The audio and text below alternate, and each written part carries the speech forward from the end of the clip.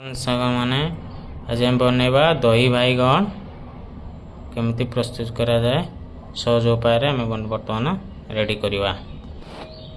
बर्तमान दुईटा बैगन आम नहीं बर्तमान 4 पीस कर देचु ताको 2 पीस लेके मझे फाड़ कर देवार अच्छी।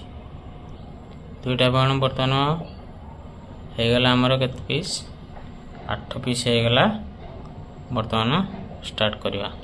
बर्तमान दही बैगन आम लुण हलदी भलसे गुंड लंका गोलेदवा।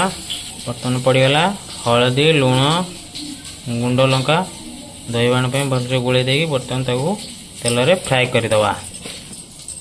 भलसे गोलाई होगा बर्तमान फ्राए करवा।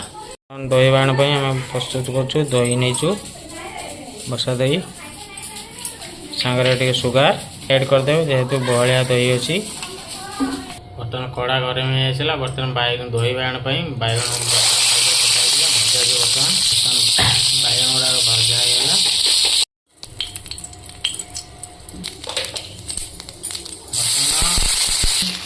कुकर रेडी करा दही बैगन दिज्व।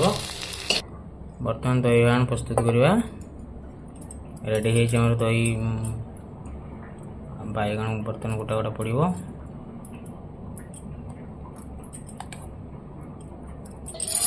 दही रे बैगन पड़गला तापर पड़े बर्तमान आम जो छुंक दिया मसला गुड़ा